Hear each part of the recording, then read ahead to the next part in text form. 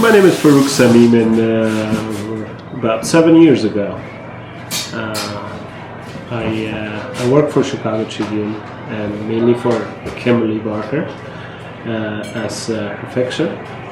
It's more like you're totally messing up the years because you realize we stopped working in 2009 because it's all of a sudden 2016. That's right, yeah. It's like we worked, because you joined the Chicago Tribune, right, in 2003, was it? 2002, actually. Yeah, so yeah. I worked for Southeast Bureau for like 7 years. Yeah, 7 years, yeah. And then you joined in 2003. I think I started even in 2001. Right.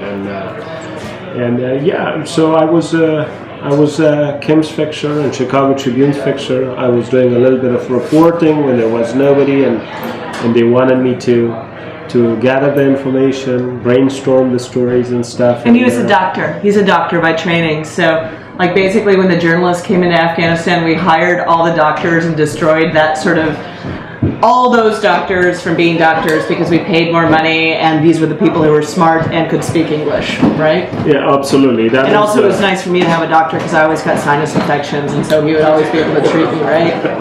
Yeah, I remember bringing you the antibiotics and stuff. So yeah, no, but it was also the passion for journalism. Yeah. In my case, I loved it. I loved exploring my own country.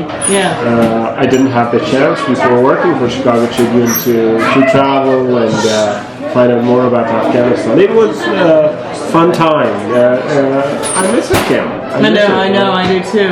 She lived there. He's Afghan. Yeah. He's Afghan. So it's like when you're a journalist and you go into a country, you need to find somebody who helps you speak the local language and can help you get around, which is what's called a fixer. And so, like, a fixer is like a translator, an arranger, and your paid best friend. I mean, it's basically like, this is the person that keeps you safe. This is the person like that helps you speak and that arranges the interviews, that makes sure that what you're doing is safe and like smooths the way.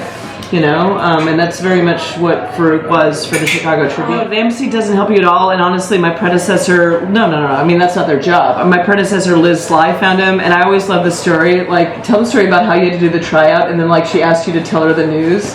Yeah, absolutely. I love that story. Yeah, well, I was absolutely new to the world of journalism, and reporting and stuff. So I had done a little bit of translation for different media.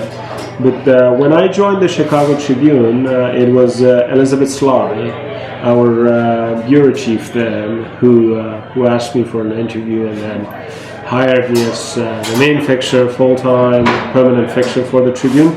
And then part of my job was to do a little bit of news monitoring every day and update her about what was going on in Afghanistan. And I didn't know that it was just Afghanistan that I had to report to her. So I was briefing her about the news in the whole region.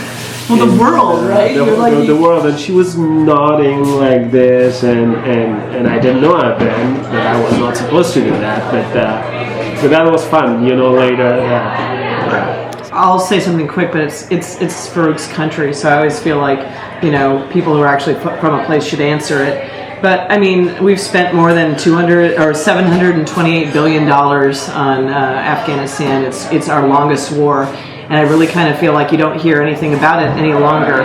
We still have troops over there. The country is not going in a good direction as far as I understand, security-wise. You've got ISIS that Afghan security forces have said they've spotted in 25 of the 34 provinces. Afghans, I mean, you'll back me up on this, typically exaggerate, so you always have a divide by 3 rule.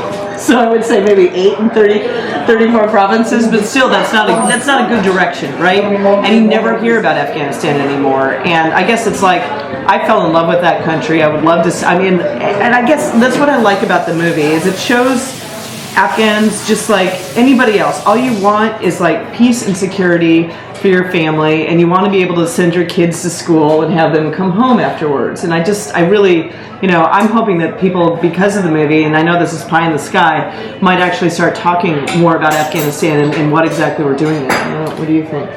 Well, we the Afghans are the same as the rest of the world. As Kim mentioned, we love peace. We want to live in stability and peace like anyone else in the world. So we were thrilled by the Western Allies' intervention in the first place, and I think the country was going in the right direction for a little while. And then Iraq intervention happened, which directed the attention of international communities to another conflict before finishing one conflict or taking care of one chaotic situation. So that's when Afghanistan situation became a little bit,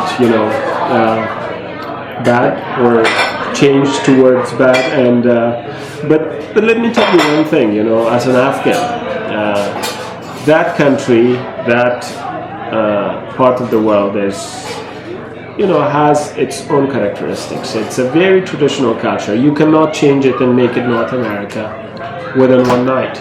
So I think things are moving a little bit, sometimes slow, sometimes good, sometimes bad. But I think, if you compare it with the time of the Taliban, you're still better off. Well, I think it's a great story about an American female journalist going through so many difficult days and times to serve this beautiful country, to provide the information for the people of America. And I think it's worth it watching for every American, and I recommend it to everyone.